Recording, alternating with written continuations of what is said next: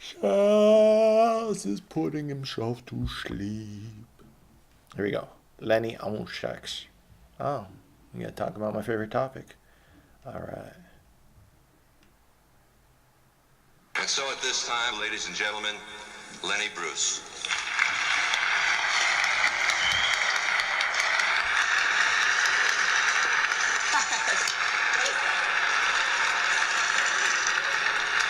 I cool it. Like I was like doing a milking thing, but I don't get the stamp out smut. The dirty movie for your child to see, the dirty book in the schoolyard. Motherfuckers. Or Psycho. Okay, what goes on in Psycho? We have Motherfuckers. Tony Perkins, a psychotic misogynist, kills a beautiful woman for no purpose, stabs her, we show method. Motherfuckers. Blood down the drain, and then method to dispose of the body. They really get ponderous with it. Motherfuckers. Wrapping in a shower curtain to the swamps and sun. This is not against the law. Motherfuckers. And I never hear the postmaster getting, what? That's bad for our kids to see. No, it's cool. Now what goes on in the dirty movie? Motherfuckers. 16mm reduction print that you schlep from large hall to large hall. The dirty movie that the committee destroys and then recreates for private party. Motherfuckers. It's that dirty movie. Now, what are the couple doing in that picture? Any communist propaganda? Anyone getting slapped? Any violence? What are they doing, man? That's that offensive. From artistic concept, you're trite, no music track, forget it. But opposed to a killing, a blatant deterrent to life. What is that couple doing? Could get a judge that publicity. What are they doing? So the values are for children to look at. Killing, yes, but stooping, no, man. But if they ever see any stooping, they may do that someday, man. And what'll happen then? Yeah, I usually your kids are supposed to hear that. Well, if they don't hear it or don't see it, it should be like a Dear Abby thing, you know. I'm really going to get you depressed now for a minute, but I'll cook at it. But I really want to lay it home hard here. Dear Abby, I'm a girl, I'm 14 years old, and I really come from a good religious home. My father really gave me a good upbringing, and once there was a guy in the subway who said something dirty, my father punched him in the mouth, and and once my brother had a dirty book, and well, he really brought us up good, and there's never any dirty words in the house, and it was really pure, and actually, because there's no dirty words, I couldn't talk to my father too much about anything about dirty words related to. And why I'm writing this letter, because the super was mad because I left my skates in the hall all the time. And he cursed at me. My father beat him up because he used dirty words in front of me. Anyway, I met this boy this summer. I fell in love. I got in trouble. And I died this morning of blood poisoning outside of general emergency because of Zagoonish. Yeah, because your kid can't talk to you at all. How you going to tell him, and then, no. That's the values be, that you can never relate to your mother or father. Because they know, because of religion, how dirty that is.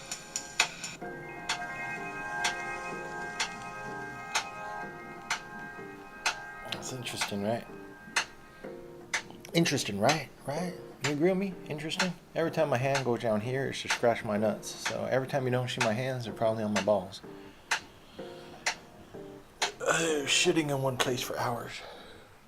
That is, yeah, when I ran across Lenny Bruce, that's what it is. It's not just politics, it's culture. And it seems like I've always been interested in it. And why some of these things make it down to me, and then some of these things are hidden. If I wasn't up late night on MTV, I would never know about the Max, but that's just a cartoon, and that's more modern. But I knew Richard Pryor, but Richard Pryor couldn't be Richard Pryor without Lenny Bruce. You couldn't have George Carlin without Lenny Bruce. This guy got prosecuted for obscenity laws within the last, in the past World War II and 20th century. What is this, like the 60s? Let's look up. Shaz, don't talk out your ass. Lenny Bruce. There's a great movie about him with Dustin Hoffman playing him. Died 1966. And he was just open. He was a free human being. He was as anarchist spirit as you can have, just indomitable. He's a social commentary guy. And if you watch his last show taped in San Francisco, he goes through society and describes society in a bit. He's the reason why I don't like people like Bro Rogan, is because this is what actual courage and speaking truth is. It's not finding a group to punch down at, or it's not like saying, "Oh, the Kardashians are stupid," or "sexual, you're trying to nerf the world," and it's just fucking weak ass bits. It's like Lenny actually said shit that was like, that got him in danger. That's what the comedy from when I was a kid I always recognized had a power to like say shit you can't say anywhere else but a joke. And so for a long period of time I wanted to be a comic, and I think at this time I was getting into Lenny Bruce because I was thinking of actually doing some open mics, but I'd have to learn more about the structure and how to put together a bit and this and that. But I've always respected the art form. It's a place to speak truth in society. No matter how fucked up the society is, the jester is allowed to speak truth to the king. That's why we let Donald Trump run his mouth for so long. He was just a clown. And people don't take him seriously, so he can say, yeah, Bush did 9/11, and they're not going to call him. Well, some people call him a truth or this and that, but like, he's allowed to say the shit that's supposed to be off limits. He's allowed to make fun of the politicians, this and that. But Lenny Bruce wasn't an asshole. He was actually a sincere individual. You see him if you look him up online and you see him at the Playboy Mansion chasing skirts and stuff, like he just was honestly like a little guy with a mouth and a fucking huge libido running around the world trying to experience everything, marrying a fucking like burlesque girl, and yeah, and he never let anyone censor him. Like he had that principle, whatever it's called. On August 3rd, 1966, a bearded Lenny Bruce was found dead in the bathroom of his Hollywood Hills home, 8825 West Hollywood Boulevard. The official photo taken at the scene shows Bruce lying naked on the floor, a syringe and burned bottle cap nearby, along with various other narcotic paraphernalia. Phil Spector, a friend of Bruce, bought the negatives of the photographs to keep them from the press. The official cause of death was acute morphine poisoning caused by an overdose.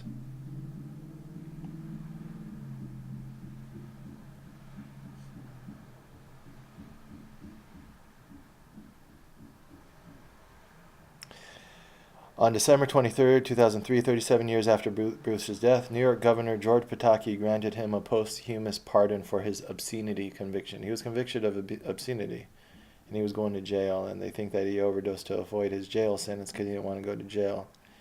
Increasing drug use also affected his health. By 1966, he had been blacklisted by nearly every nightclub in the United States, as owners feared prosecution for obscenity. So we were prosecuting people up to the 1960s for obscenity, and that's what he's talking about in the thing, is that we can't talk about this stuff. What's going on in that dirty movie? And that's where he starts, in his defense of himself, starts saying, I'm obscene.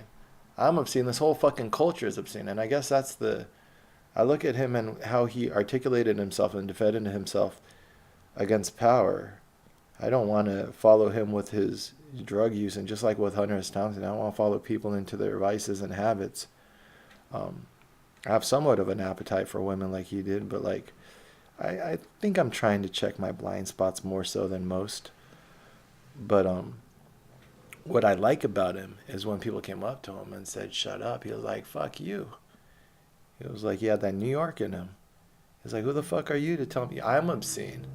You have Psycho running in the fucking movie theaters. You don't want me to fucking talk about sex. You're in these vice laws to get rid of pornography. And that's where like Larry Flint, the founder of Hustler, and Playboy started with a manifesto about sex, but Playboy was tactful, and that's why he would invite people like Lenny Bruce onto his show when they had a show, and I think he would write articles for him and shit. But Playboy had the highbrow approach to sexuality. Look, let us not censor what can be turned into art. And I'm going to pay very good money for fiction writers and writers of all types, literary writers, to show you that you should read my magazine for the articles. People would say, I read Playboy for the articles. He gave them a cover, a highbrow cover, but that is a defense against obscenity, stuff that has artistic merit. But what if we just want to be obscene? What if I just want a girl to tie up my ball sack? It's like, who the fuck are you to tell me how to get my kink off? And that's where we're at now, especially with the internet. Is also, there's a lot of trauma out there. And after trauma, sometimes people cope with it in certain ways, and that's developed into kinks. So a lot of people I met in my life, their kinks, specific kinks, come from trauma. A girl likes you to choke her. That might be a discussion. That might be something later on if you actually get in a relationship. Like, all right, well, let's unpack some of this. Why are some of these things tied? Why is physical abuse tied to your sexuality? What happened during your formative years? That's not really a conversation I guess you have with someone when you first meet them, but you could unpack some shit. And then some people just fucking like to be rowdy. I've had people I know fucking are totally vanilla, just want to explore shit. Like, all right, well, like, if you're curious. But the point is, from the outside, who are you to judge how other people get off? And Lenny was like, who are you to judge what I say on my stage as a performance when you're out here fucking on your stages and your movie screens fucking showing murder? And then that's where the kids who are fucking addicted to video games will say, oh, video games don't cause violence. Video games don't desensitize us. It's fucking, just look at the medical literature. Are we not monkeys that just imitate each other? What you do is who you are. You ingest a bunch of violence, and you're at the very least desensitizing yourself to the fact that there probably shouldn't be so many guns in the world. How many is too many? I don't have a gun now, but I'll probably own a gun. I like guns. I shot many guns when I was in the military. Go over to friends' houses who have a lot of guns. Fucking, we took a shotgun to Big Sur and we threw shit off the cliff and shot over it into the sea. Not really supposed to do that. You're not really supposed to just randomly pull a shotgun and out on the side of the road and just shoot shit. But that's like, I got my Hunter S. Thompson in me. Fucking the wild, just like, it's, firearms are fun, but do we live in a world where violence is elevated as a solution more often than it should be? In my personal life experience, violence is hardly ever the solution. Very few times have I had to resort to violence. The guy who wielded a baseball bat, maybe I'm the exception, but someone came at me with a baseball bat. I took it away from him. I didn't then turn around and beat his ass with it. I told him, this is why you don't do this shit. I said, if you don't wield a weapon you can't control. I was like, you don't fucking come at me with a baseball bat. You're a fucking dumbass. And he hit me in the head before I got it away from him. But I did not feel like I had to be violent towards him. And he definitely had no right to be violent towards me. And the retribution in that case wouldn't have solved anything. He edited himself out of my life, and I think my friendship is worth enough that that's a pretty big punishment. I talked to him and his crew just recently, last year, so I hadn't talked to him in years, like 5 years. And I just went, not so much to make my peace. I forgave him right then and there, shook his hand, knowing that if I didn't, I'd probably be holding a grudge. So I forced myself to look him in the eyes, and since I try to live like this with a word, I knew if I squashed it then I have to abide by it. So I looked him in the eyes, I shook his hand, with blood on my hand, and walked away. But years after, I was still kind of like, when I would think about it, I get mad, and I'm like, no, I squashed it, can't hold a grudge. And so recently, this last year, a couple months ago, 2-3 months ago, I went to one of their functions, and he was surprised to see me, just to see how I felt. Look at him in the eyes again, and he is who he is, and I am who I am, and the reward of trying to live a good life is peace. And the punishment of being a fucking dick is always having to look over your shoulder. So I let him know he doesn't have to look over the shoulder for me. I'm fucking cool, but like, he doesn't seem to have peace. He's a funny kid. So but that's how the world settles itself, not through That's why I want to read Drake's, the dude who brought Drake into the music industry has that book, The Art of Respect. There's like a code, and you don't want to glorify it, and you don't want to glorify violence. You don't want to fucking, once you talk too much about this shit, you turn it into weird shit. There's just, try to live right, try to have a word, and you'll figure it out. Just like, it's like with women. You don't, once you fucking start talking too much about getting girls, you start sounding like a pickup artist. Try to not step on people's feet, learn how to dance. If I teach you how to dance, you're going to dance like me. That'll be boring, and then we'll look like we're line dancing. Just fucking move to the beat. Try not to step on toes. You might be a little goofy, but you'll move. You'll have an expression. That's all your own. As with women. So now with men, if you're a dude, or like with women, I don't know how to have women relate to women, but there's a way, I'm sure. I have women who have very strong female friends, and there's a whole fucking code to that shit that I don't know. Like going to the bathroom together and shit. Fucking rules for shit that like, that I could probably learn from. Gifting. I don't gift often, but the females in my life are very good gift givers, listeners, comforters.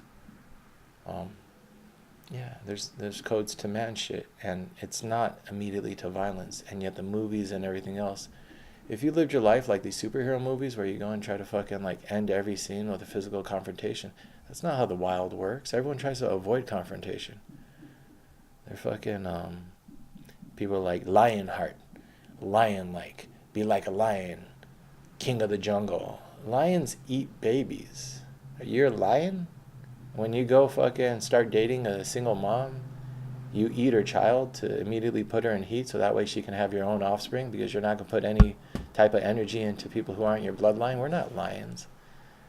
Lions are majestic for what they represent in nature, but they also are assholes. If they were human beings, they'd be sociopaths. All of animal society would probably be a sociopath. You show me the cutest animal, I'll show you how dolphins rape babies.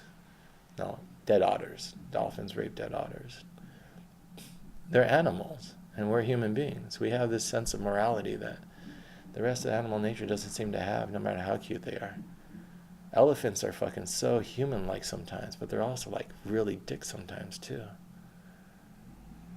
We have the ability not to be dicks. And I guess that's what, so Lenny Bruce is like, I'm vulgar when you display the most vulgar of human behavior on screen. And then him in religion, he didn't have any patience for religion too. And I can tell my older writing, I was still trying to claim spiritual morality, which now I've backed out to like a universal morality. And it helps that I've approached Eastern philosophy, but also just pre-Christian philosophies to try to, instead of religion, use time as my trump card. Because it's mentally lazy, I think, to just be like, well, Jesus is love, so like there's some good in Christianity. It's like, nah, there's more bad than good. It's a dogma. It has words for God. Jesus is love unless you don't believe in him. Then he says you can go to hell. Does he? That's what my mom said recently, and I was like, she was like, read John 3:16, and I was like, wait a minute, Jesus is an asshole. John chapter 3. See, people couldn't have this far-ranging discussion unless you were a super high intellectual back in the day. Here we go. 3:16. For God so loved the world that he gave his only one and only Son, that whosoever shall believe in him shall not perish but have eternal life. For God did not send his Son into the world to condemn the world, but to save the world through him. Whoever believes in him is not condemned, but whoever does not believe stands condemned already, because they have not believed in the name of God's one and only Son. This is a verdict. Light has come into the world, but people love darkness instead of light because the deeds were evil. Everyone who does evil hates the light, and will not come into the light for fear that their deeds will be exposed. But whoever lives by the truth comes into the light, so it may be seen plainly that what they have done has been done in the sight of God. So you're telling me I can't live honestly if I don't fucking believe in Jesus?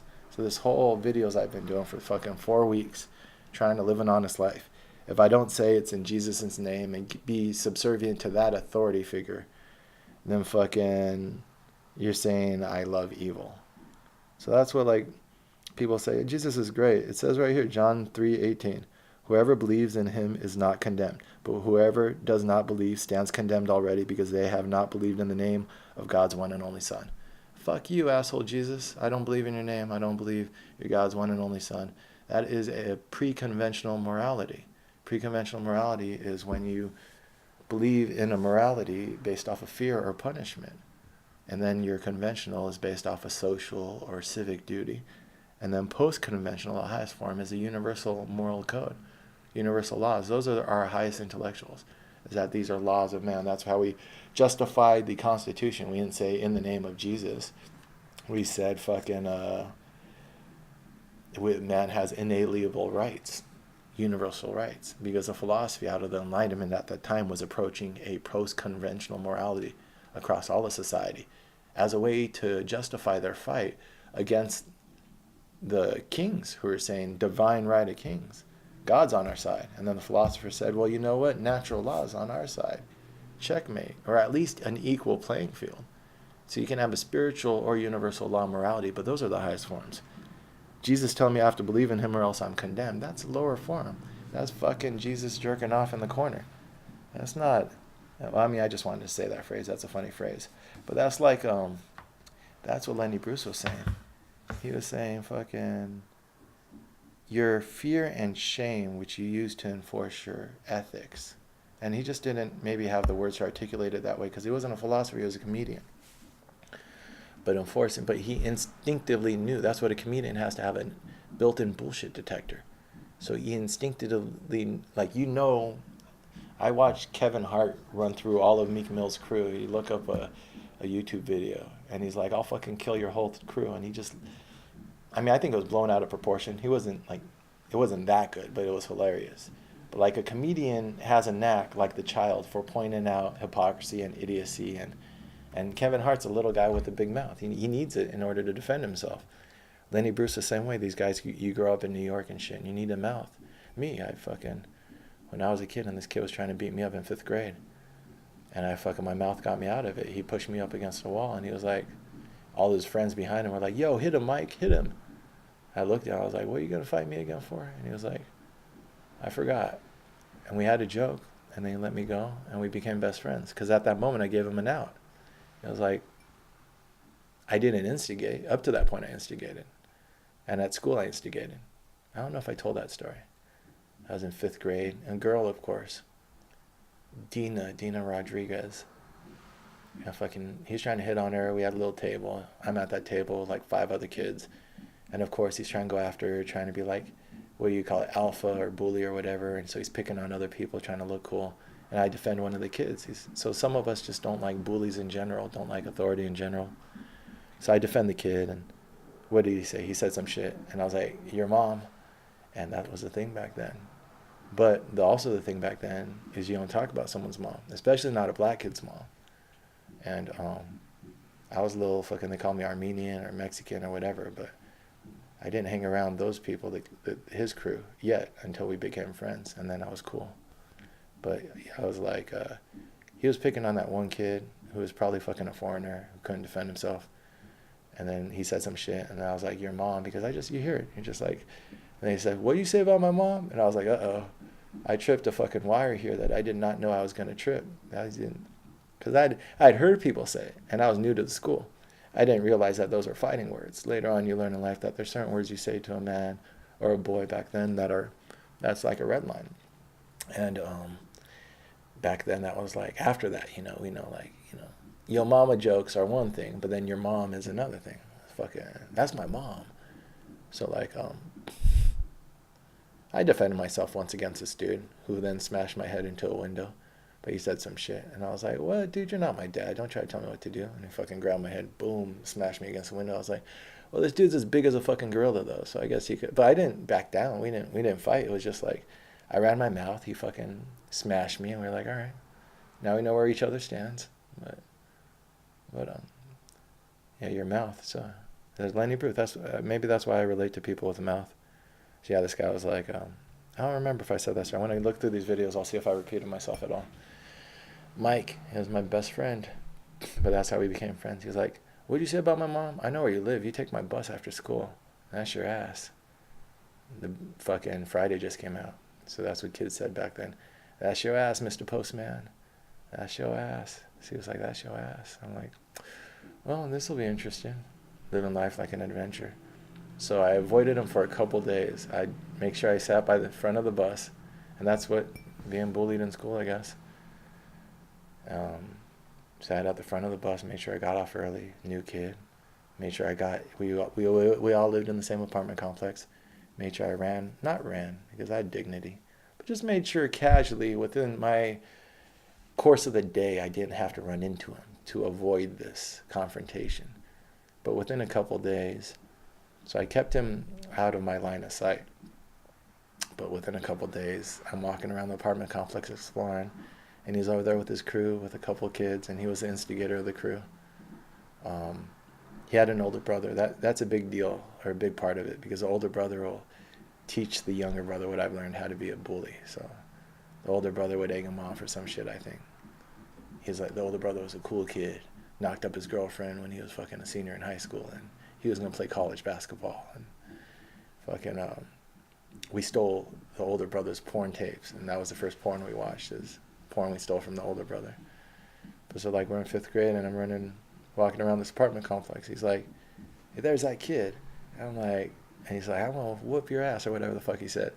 And I was like, you're going to have to catch me first. Living a fucking movie in my head. And then I fucking run. I'm not going to outrun a bunch of black kids. I don't know why. Why are most of the black people in my life faster than me? I think, I don't know, we all have, I'm good at wrestling. Mexicans are good at wrestling and boxing. Fucking, stereotypes exist for a reason, maybe. But fucking, I ran as hard as I could, but he caught me and fucking caught me by the bottom of the apartment complex, threw me up. He's bigger than me. He's always been bigger than me. Well, no, yeah, he's like 6'2" now. With a family in Texas, selling cars. And he fucking grabbed me, threw me up against the carport, and I was like, boom. And I got Mike in front of me and like his 3 friends behind him. And why are kids like this? Is this human nature? They're like, fucking beat his ass, Mike. It's like, these kids don't know me, but they want to watch Mike beat someone up. And a couple times later on in our friendship, until we chilled into like boundaries and shit. I mean, I don't know. I think stuff like that toughens you up. These are life things. Like, you can try to protect kids, but this is how the world works. I figured out how to get out of it without fighting, but sometimes I'd have to fight Mike, and then that's how I learned how to wrestle, and then that's how I became the captain of my wrestling team. It's not like we fucking boxed. We watched Grappler Baki. Grappler Baki.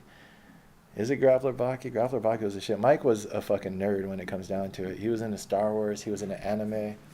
I was like, I didn't even follow him there. I was like, this fucking nerd shit. Like, he was all into the Star Wars. Magic the Gathering was a card game, and then he was into the Star Wars card game, and that's what it is, the fucking bullying people to act tough, because at heart he was fucking watching anime, being a nerd. You realize all these layers, fucking all these stepdads with no father figure, and he's always hanging around with my family. You start to forgive people for the way that but that's what it is. Friendship and all that other stuff and love mellows people out.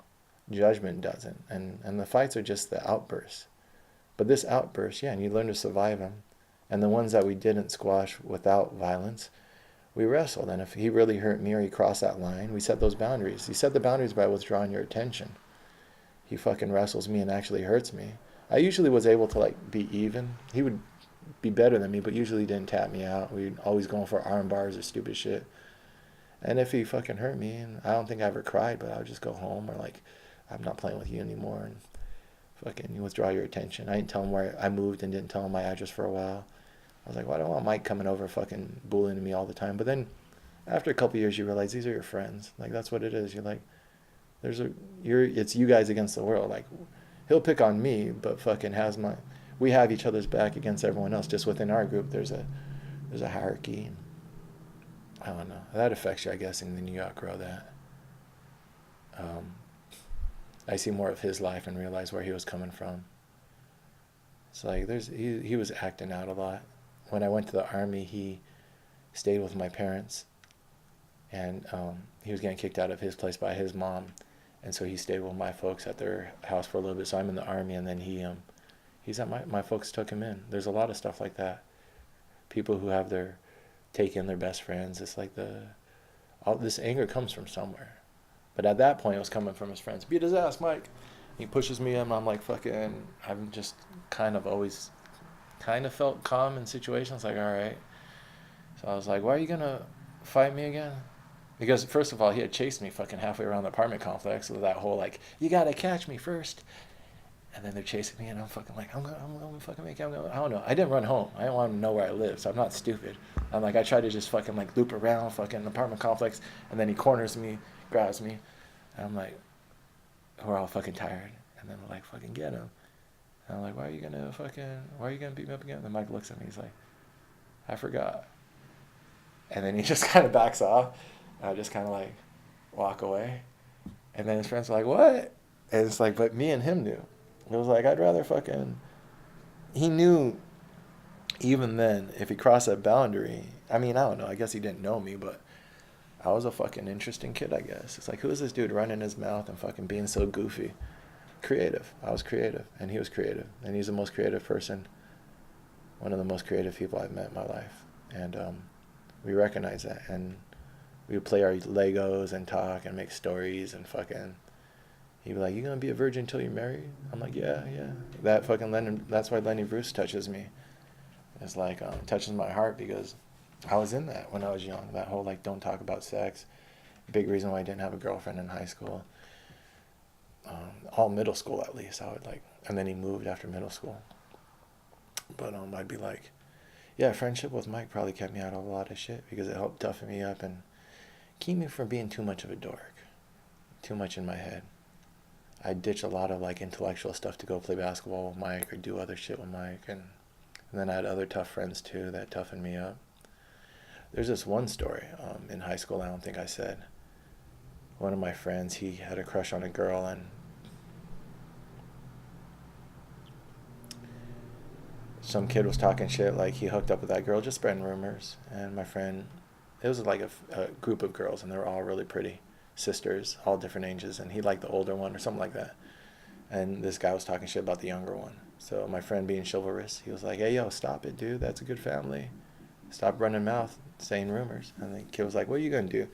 And my friend, so me and Mike, this was like, we were all friends, but my friend was like the little violent one. He was shorter, so he's even more violent. Like, me and Mike had an understanding by then, and you cross lines and we'd start rolling around, but now I can actually defend myself, and we're all pretty equal. But our shorter friend was like kind of a loose cannon because he came from even worse family, an even poorer family. And you realize that this violence comes from, like, this is a kid who had to walk around that neighborhood where someone has a knife and steal your shoes and shit. This kid had his brother had his car stolen, and he went and found those guys and fucking beat their ass. Like, that's what his brother went in the military. Like, it's a rougher life further down the street past the tracks. And so this kid's like, I'm going to whip your ass. What am I going to do? Fucking, let's go after school. And that's the thing. After school, after school. And so this kid is fucking supposedly, he has an older brother who knows martial arts and karate. And this kid knows karate too. And he's a popular kid. And me and my friends, we're fucking kind of dorky. We play chess and shit. And so watch anime, grappler, baki. But then we wrestle around and fight and shit. And I was on the wrestling team by then. But like not joining the common groups, and this kid was definitely like a common group. Eat lunch in a fucking area with his crew. So he tells me, he's like, yo, I'm gonna fight this kid after school. I was like, I got you, I'll go with you, because I know that the kid's gonna come with his friends. And then our fucking dorky friend, who didn't hang out as much and definitely was from a nicer family. So he was this is like 10th and 11th grade. He's in 11th grade and we're in 10th grade. And he went on to Georgetown and then got his law degree. At one point he was the youngest person working on the Hill. Now he's working for he's doing that thing. He's got a family and kids, and last time I heard he was running marathons. And my mom keeps me updated on all my friends who are successful. I should be successful like them and give her grandkids like them. So he comes with us, the kid on the right track in the advanced classes. And then me, and then the young kid with the loose cannon who fucking didn't even have money for school supplies. So this is a very diverse group. I know I'm good and my friend's good because my friend is fucking, like me and my friend, so the kid, my friend who said, we'll call him Jay. Jay was like, yo, I'm gonna whip your ass after school. You're talking about those girls. And because Jay wasn't, none of us were good at girls, but Jay was like, I'm gonna fucking at least defend their honor. And then we know these basic kids who are fucking dorks, who are like, who says, all right, let's fight after school. And then we got my nerdy friend, the chubby friend. And so Jay calls me after school. He's like, yo, this guy's like telling me like 6:30 and meet him at this abandoned pool. There's this park with an abandoned pool. I'd never been there before, but apparently like we got the directions. And I'm like, I don't know, because we're not stupid. I'm like, I don't know, man. He's like, I was like, I thought it was after school. We were supposed to meet up with him. We are going to go home and then go meet up with him. And he was like, yeah, dude, it sounds super shady. And the guy's like, I got to do my homework first. And we're like, no, he's trying to rally people. When we get there, there's going to be a lot of people there. And then we have to go to, like, we've never been to this abandoned pool. I was like, there's going to be a bunch of fucking people there.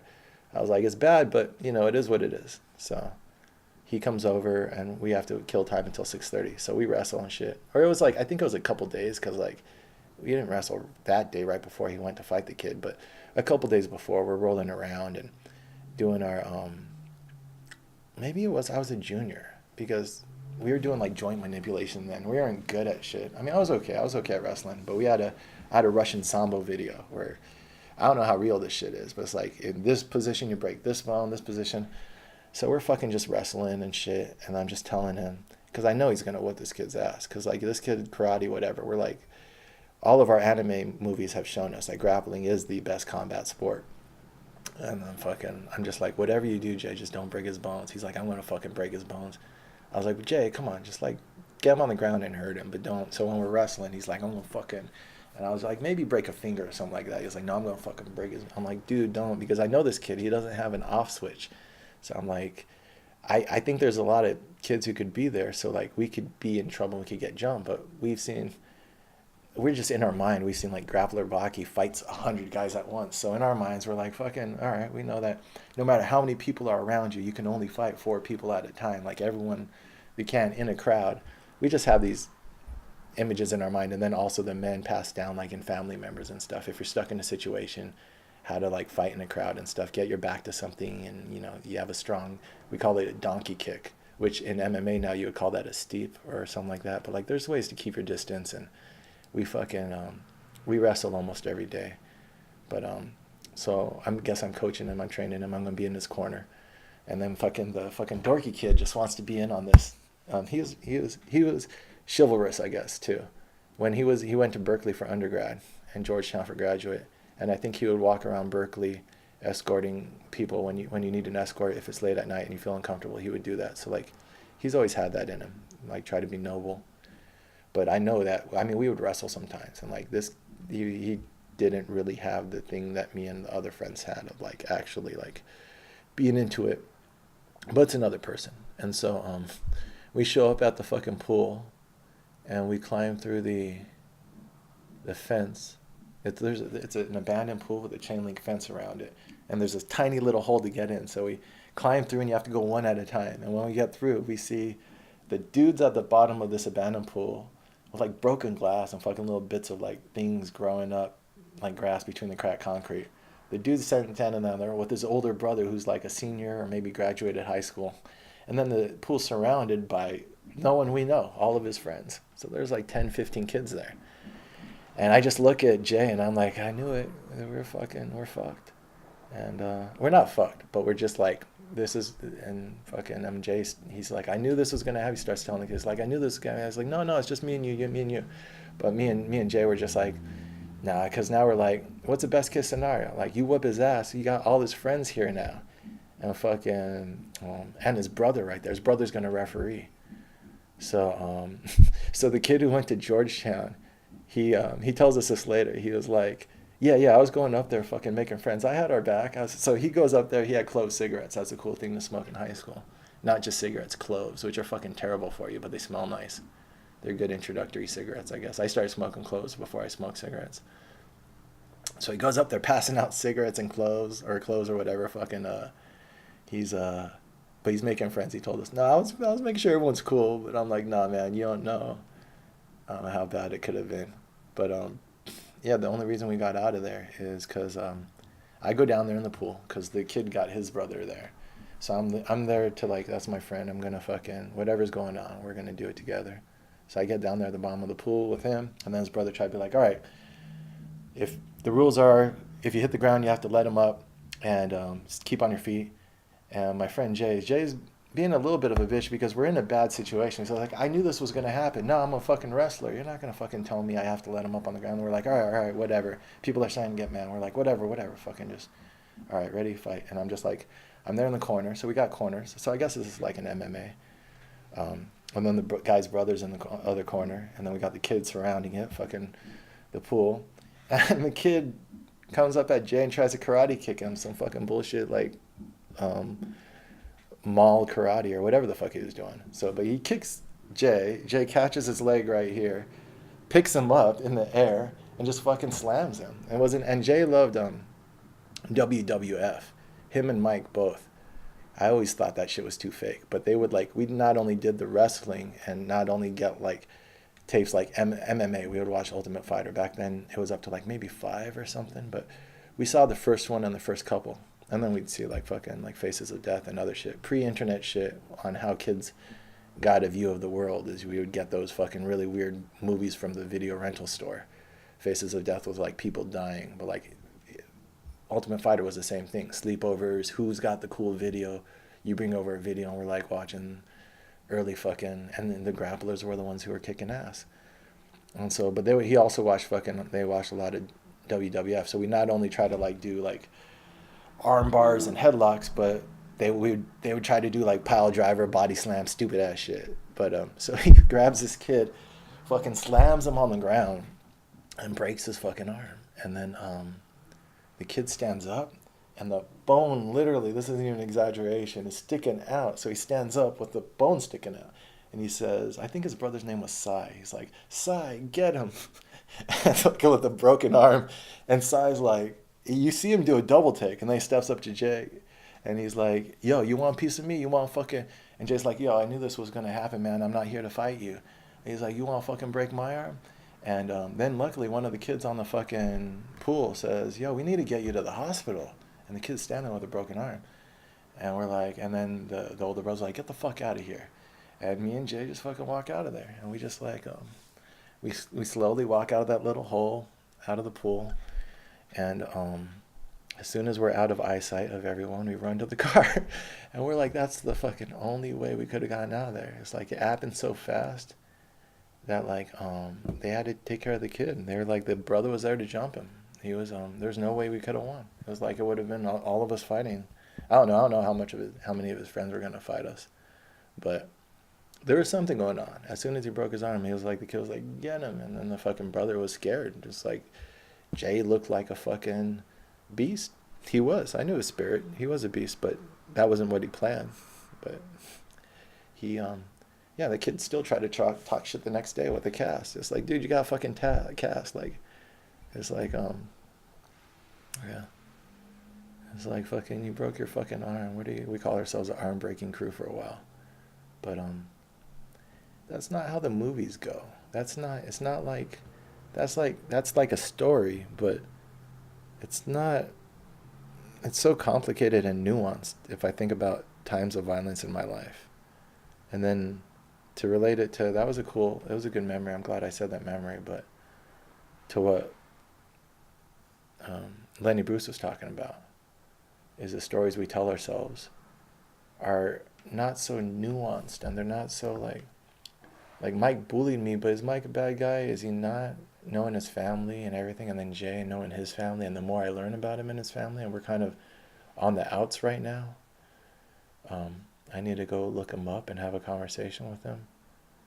This stuff isn't black and white, but our pop culture makes it like there's a psycho killer and who has a bad relationship with his mother, and what is obscene, what is not obscene. I think obscenity is a simplification of human behavior, and obscuring the fact that there's multiple motives into all of this stuff.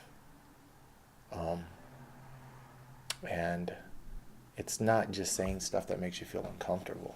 And sex makes religious people uncomfortable because they've been taught to fear their own bodies and be shameful of it.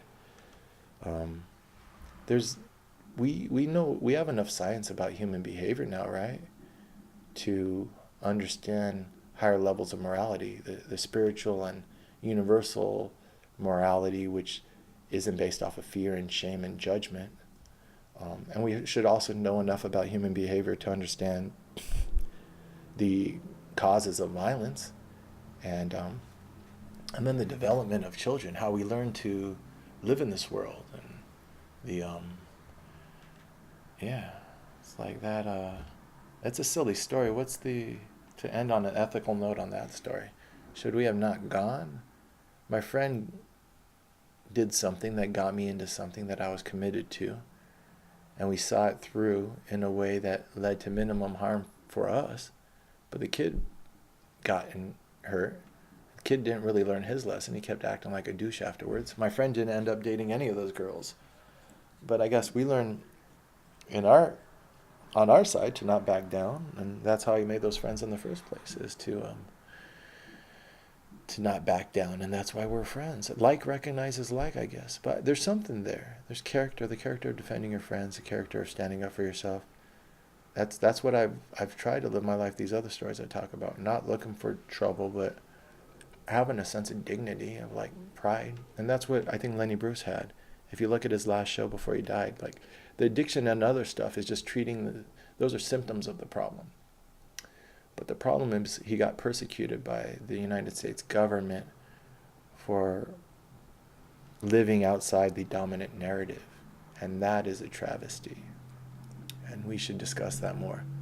The victims outside our narrative, that our violence causes them to lose their life. He was facing real jail time for his obscenity convictions. And I guess maybe that's why I talk about my friends, people like this in history. I feel like these are my friends.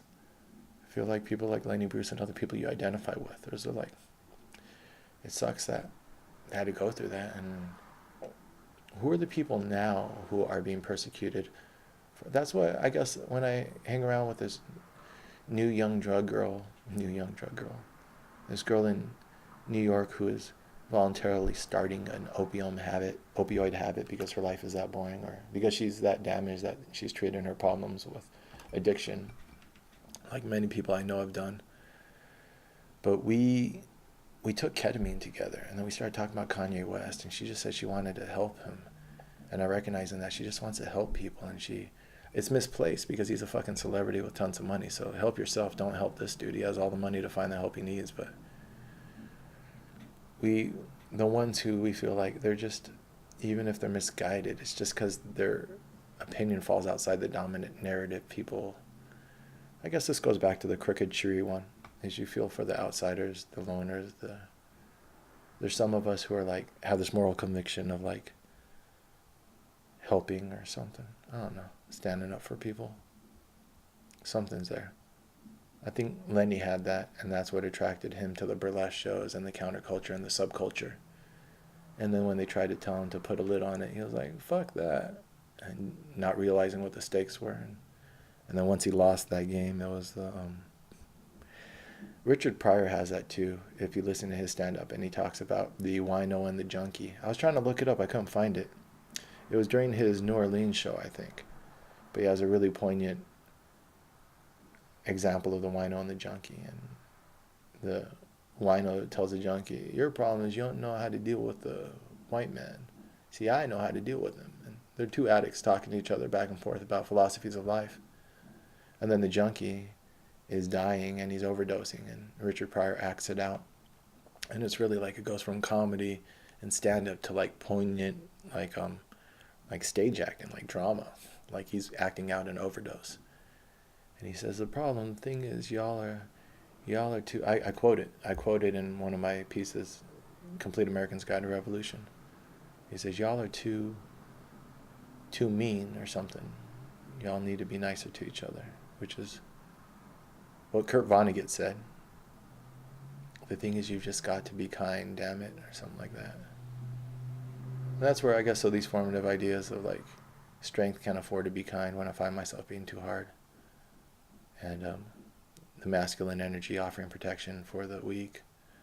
But then there's also this nurturing thing that like I seek female energy for like nurturing comfort too. But my pops is nice, but my mama is feeding me while I'm here, so there's that. I'm gonna try to do one more of these today. But yeah, Lenny Bruce was a good man for all accounts that I can see in his life. Like, he had his blind spots like we all do, but he blazed a path, and he, I think, deserves a larger spotlight in our cultural narrative because of the doors he opened with his courage, willing to stand up and not be quiet when people told him to be quiet. So many people allow themselves to be intimidated in the face of that authority telling them to shut up. And then some of us can't by our nature, even if we're facing overwhelming odds, right? There's something there, Shaz.